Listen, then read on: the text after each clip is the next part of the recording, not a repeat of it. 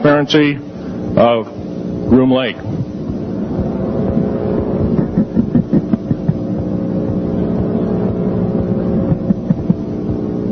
Groom Lake is where the infamous Area 51, S4, S2, a CIA base, it was originally a bombing range, a nuclear test site. It was later become the most secret base in the United States. It employs over 18,000 workers who work in shifts of 12 hours at a whack. Most of them work in the cover of darkness, like us.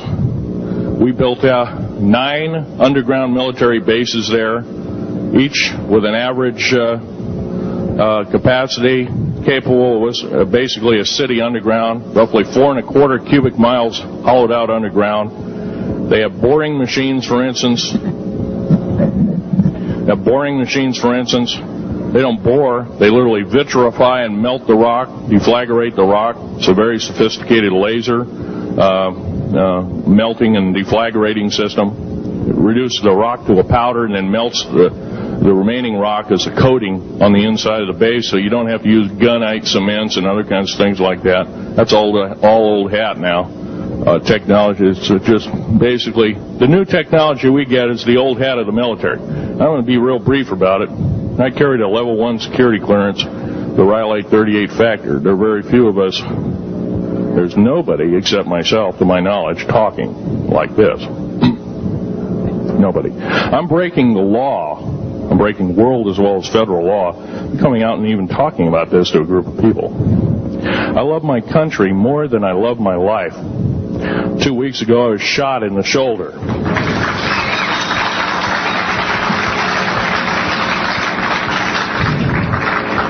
I don't want to gore you women out, but I was shot in the shoulder up here. I recently have become friends of a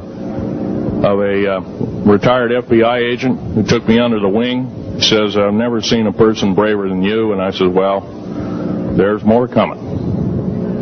Our patriot movement in these United States is going to pick up the ball, and we are going to kick the parasites out.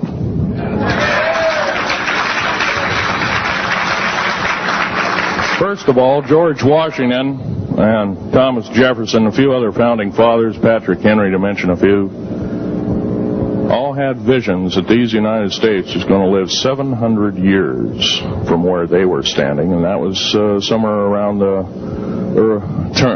late 1700s, early 1800s. So you can count this country. This country isn't going to go to a new world order.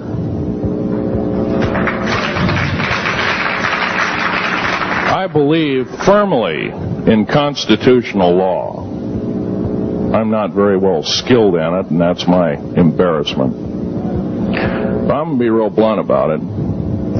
The government that is now instilled in ruling over us are ruling as we're serfs and they're the kings and queens. Now, that's a feudal system. That isn't even a democracy. We are now being ruled by an autocracy and a technocracy. In other words, technical knowledge as rules as king, with a feudal type system. Feudal systems haven't been used in the last 350 years, and they're coming back like gangbusters. If we are complacent, if we do not speak out in droves, and I'm not just talking about me, I'm talking about a bunch of us getting together and getting on this stump and loving our country more than we love our lives, getting on, some of us are going to get killed. I almost got killed a couple of weeks ago. Hadn't been for an FBI, a retired FBI man who risked his life, his career, everything, put it all on the line, and he didn't know me from Adam. A week prior to that, he listened to one of my tapes I gave up in Post Falls, Idaho, and I'm going to be very blunt about. He said that we need a lot more of you, but unfortunately we're not getting anybody. Well, I'm not the best speaker in the world, but I'm trying to relay to you that we need to get out and seriously get the message out. These shows are great. This hall should be absolutely packed, standing room only, and we should be getting the message out to as many people as we can with as many shows as there is it possibly to reach. The many is the public. We ought to get on talk shows. We've got to get on news shows and TV shows, and we have to really get the message out. And I think we're doing it, but it's a little bit slow in the first part. That's just that part of what I want to say. In working with the black projects, I was very loyal. I was picked because I was very strong mentally. There's a bunch of us that were picked because we don't crack under pressure. We don't freak under pressure, so to speak. Everyday events don't bother us. Now, I was involved in something very controversial, almost totally unbelievable to most of you. Some of you are religious people. I think all religions have a time and a place, and they definitely have a place in America. Now, another thing I want to reach to you is that during the unbelievable part, I was involved in building another base inside of Dulce, New Mexico, which is Los Alamos Laboratory. It's a biological laboratory. On the southwest part of the Archuleta Mesa, we built an underground facility, a better part of 3 cubic miles hollowed out underground. Then to the southwest of that, we were in the process of the early stages of building. We drilled 4 large tunnel-like holes. Some of them ran 2.5 miles under the surface. Number of the original wells or drilling machines that were used were at the rate of 2 miles a day. It was fairly rapid. The equipment kept coming up broken. So we wanted to go down. We wanted to send somebody down there, a human observer, or human observers in this case, to find out what was going on. Well, to our total surprise, first of all, the government knew all about it. They didn't tell anybody. When I saw Green Beret and Black Beret people encamped inside of our geologist camp, I knew something was up. The gig was up. First of all, I knew all about the alien agenda. I'll explain that in a few minutes.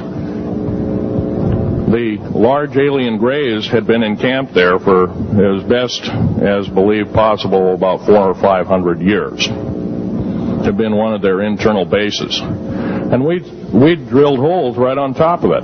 All the stinking air, all the black sooty air came right out as soon as the first hole was sunk, and all this soot came up, and well, that's when all the hell broke loose, really. All started. Anyway, after we drilled all 4 holes, it took about 2 days to drill all 4 of them. And when you build an underground base, you drill 4 basic holes, and then you build called stopes or cross-member holes across, and then you use blasting equipment, special blasting equipment by the analyzation of the rock formation, and you literally blast out or tunnel out or deflagrate or melt rock out to build the large rooms that are required for this underground base. Well, in this process, I was lowered down the basket of one of these holes, and about from me to this elderly woman here in the front was sitting a 7-foot-tall alien gray. The stench was worse than the worst garbage can you can imagine. The entity was absolutely horrible. I didn't waste any time. I reached for my pistol. At that time, as an engineer, I didn't have time to carry all the folderol of one of these big submachine guns that all the sea spray and the yellow fruit and all the outer perimeter and inner perimeter security people carried. I carried a little Walther PPK pistol with a 9-shot clip.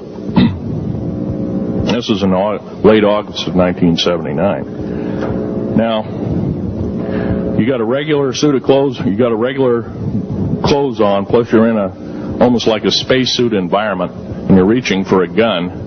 It's not the easiest thing to do, and then to pop a clip in it and start shooting. And I killed 2 of them. Yes, they're mortal and they do die. However, in the process, hollowed out underground, they have boring machines, for instance.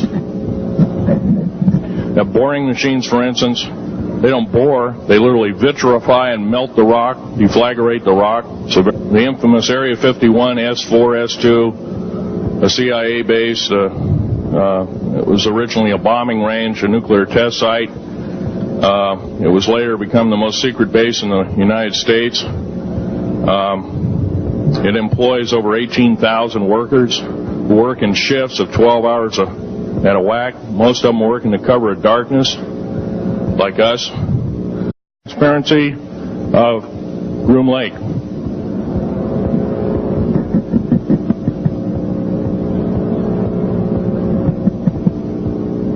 Groom Lake is where we built 9 underground military bases there, each with an average capacity capable. It was basically a city underground, roughly 4¼ cubic miles.